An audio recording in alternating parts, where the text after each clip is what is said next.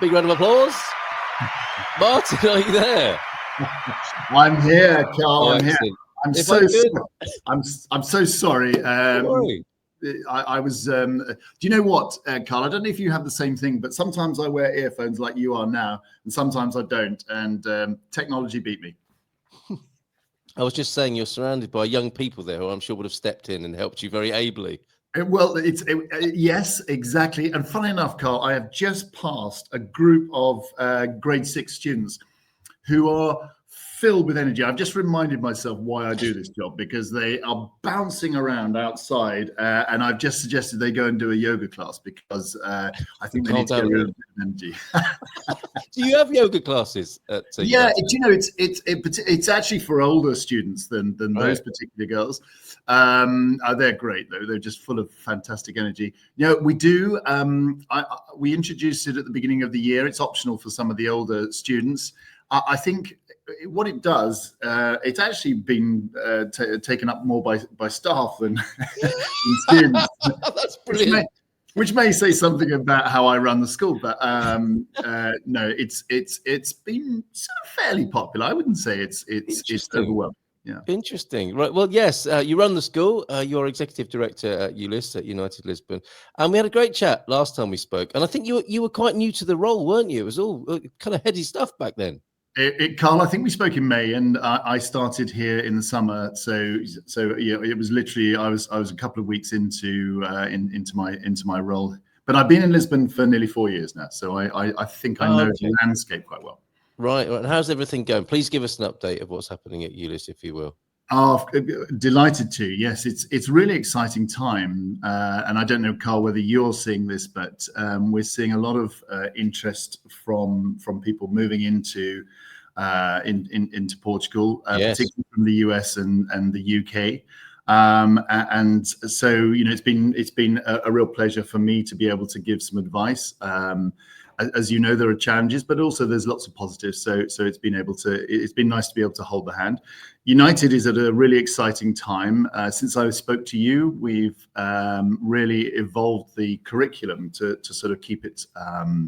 I think if I use the phrase forward-facing, that's a sort of bit of a bland statement, but kind of my role in life, I think, is to prepare our children for life outside school and learning in the middle of the 21st century. And of course, none of us know really what that's going to look like. So it's kind of being open-minded. And I've always been a bit of a fighter against just the whole exam culture. You know, just focusing on exams, I think is not helpful to anybody.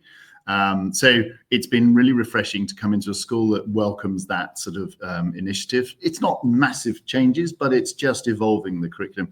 And we're in this wonderful city that offers so many opportunities for experiences and learnings for children. So we've introduced and started for our middle years an enhancement to their curriculum, which is a sort of carousel, and they do that once a fortnight.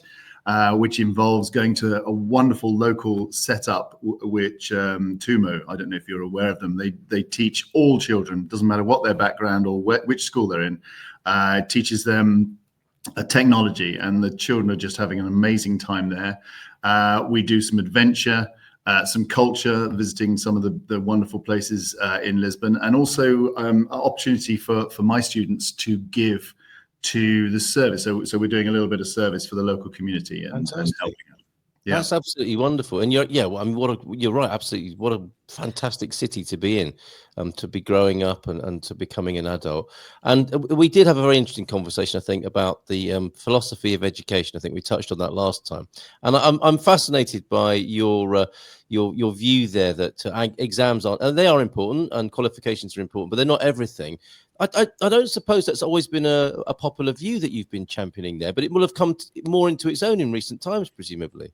Do you know, Carl, it's interesting. I think my arrival 4 years ago in Lisbon coincided with a kind of worldwide change and realization that exams weren't helpful. But because a lot of the landscape, the educational landscape in Lisbon is young, it's therefore a little bit more agile and can change.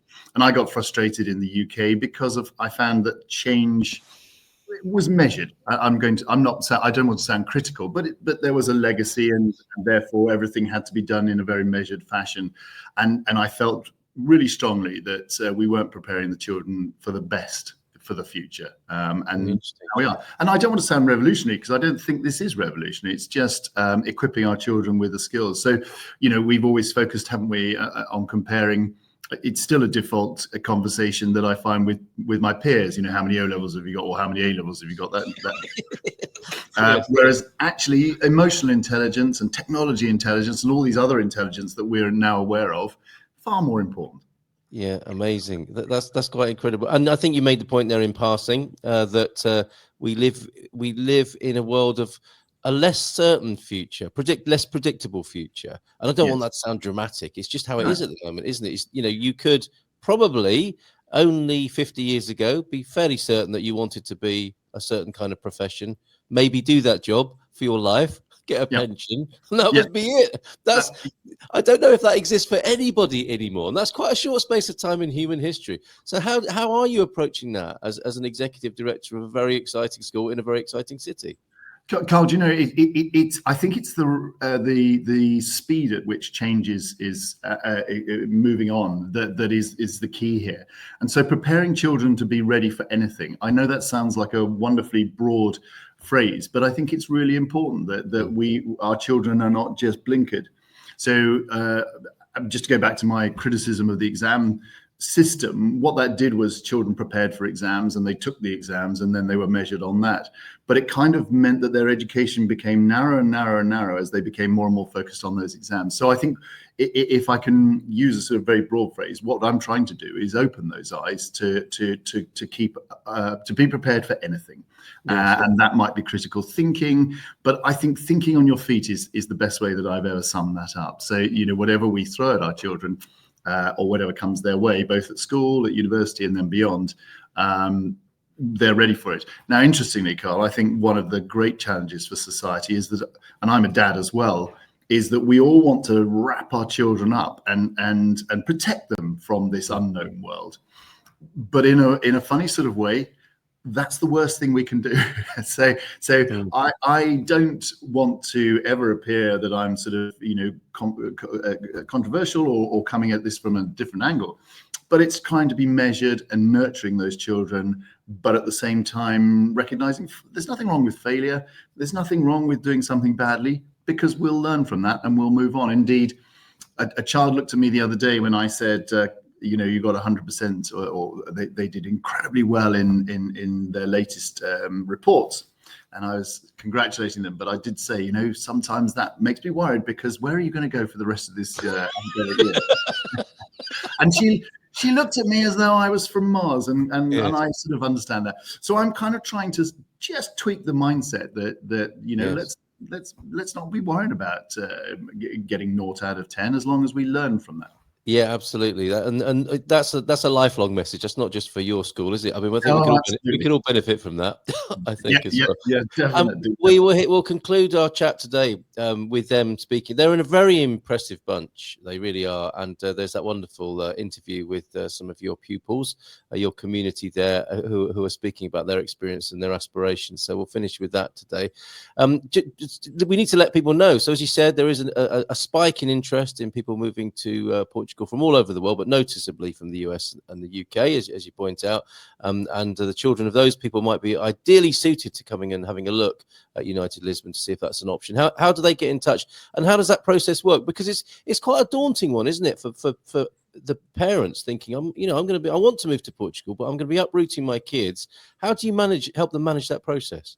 Do you know, Carl, since we last spoke, I think probably one of the best ways of answering that question is we've set up a parents group, and they are being amazingly supportive of the school in terms of just giving a little bit of added human touch. So we put our new families in touch with current families so that they can communicate. And it's the little things like, where do I go to the doctor, or how do I sign up for a dentist, or what do your children do when they're not feeling well?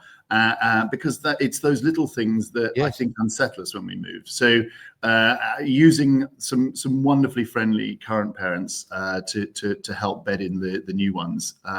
That's really great, and I was going to say brave. You know, in many ways, you're putting the new parents in touch with the existing parents is a bold move, isn't it? But clearly, you're very confident about the offer, and the existing parents are obviously ambassadors for what you do and speak about the whole experience to the new ones or potentially new ones. What I found is that everyone is really willing to chip in and help. There's a wonderful, we're all in this together feel, Yes. esprit de corps. And I think we probably mentioned, didn't we, when we spoke before, that the school has got quite a few different nationalities. Yes. So we are able to match them up, and people are really excited to show off not only the school and this part of Lisbon, but the whole of living in this part of Portugal. Yeah, I think we have to face that fact, don't we, for our youngsters, that going elsewhere in the world might be very useful and advantageous as well. Well, Europe is an amazing continent with an incredible culture and history, but I think the horizons of young people must include many parts of the rest of the world. And they're going to meet kids and colleagues from all over the world as well, aren't they, at your school? So we'll go to them, we'll go to the kids, and they'll speak for themselves in just a moment. I just want to quickly mention that Arsenal are doing quite well. Is that right? You're a Gunners fan, as I recall from the last conversation as well, right? You've picked a bad moment, so I don't know. Really? Well, sorry, I didn't mean to. So we had a great win on Sunday, but lost in the semi-final of the League Cup last night to Newcastle. I'm sorry I brought it on. I genuinely didn't know that. What a terrible thing to do to you, as we say bon dia and part ways this morning. But second in the Premier League, though, right? Second in the Premier League, always the bridesmaid at the moment. Well, let's hope that changes. But it's amazing how football brings people together as well. Isn't it? It is a mixture of commiserations and congratulations, then, and hopefully the bride and not the bridesmaid for much longer. Exactly. But always good fun talking to you. All the best to you and the community at ULIS. Thanks. Let's talk again in a few months and see how things are going. Thank you, Carl. Good to chat. Thanks a lot, Martin. All the best. Ciao. Bye. Have a good day. Bye. And you. Right. So let's there's the website. And I'll put the link to it into the chat. UnitedLisbon.school. What a terrible thing to do to a Gunners fan. He's going to think I did that on purpose, I suspect, as well. That's a bit of on the ball banter there. Honestly, Martin, I didn't mean to bring that up this morning. Right, okay. And we've got I should keep a closer eye as well as on the news, on the front page, the back page as well. Okay, here are the wonderful kids at ULIS talking about their own experience and their aspirations. In the future, I can see myself as a leader. Collaborating on decisions or events of international significance. I would like to see myself as someone who has changed something. Understanding people, understanding about the world, and putting myself in other people's shoes. United Lisbon International School is the largest school campus in central Lisbon. With modern, high-class facilities, our school has been designed and built upon the pillars of global citizenship, technology, entrepreneurship, arts, and sports to better prepare our students for tomorrow's world. United means that we're all accepting of each other. The teachers and the students are both from very diverse backgrounds. Everybody is very kind and learning stuff from each other. There are many different nationalities in the school, and by communicating with other people, I learn more about where they come from and the problems in the world. I learned how to communicate with different ages, from teachers to small kids. The school has been able to prepare me to be a global citizen. It helped me become a more open-minded person. It helped me grow and mature. Being a purely international school with a lot of diversity, it's opened me up to different perspectives. So I think that desire to be able to be involved in the international community and international stage has really been developed at United Lisbon. The world is becoming more and more dependent on technology, and there's more things being discovered, more jobs, opportunities. Learning about machine learning and programming, really what will be vital for our future and what we will have to know. Technology is really growing, and it's good for our students to learn and understand about it. I like to learn about the past, but I also really enjoy thinking about what we can do that we saw in the past and we can apply it to the future. key value is probably entrepreneurship. We had a unit about entrepreneurship where we learned communication skills. So important because you can transmit your ideas clearly and share your thoughts. I'm able to get leadership experience, public speaking experience, which I believe is crucial in a leader. I live in Marvilla, and that's like the art district of Lisbon. My favorite subject is art, and it's a very good way to express myself and collaborate with my friends. To see also other people's art inspire me in some way to create new types of art. It allows me to expand my creativity. I love music, and I play acoustic guitar, and I would say I'm pretty good at it. I'm really proud of myself because I've tried lots of sports. We've got really nice coaches, and they help us a lot with getting better. I think ULIS strongly encourages, getting out of your comfort zone. I believe that the school has really been able to prepare me and going into university due to the prior learning that I will have that will truly put me ahead of other students. Discover a safe, spacious and green learning environment in the heart of the city, where students are the central protagonists in active learning, working towards the highly recognized international qualifications that opens doors to the world's top universities and beyond. Join us and embrace the future at United Lisbon International School.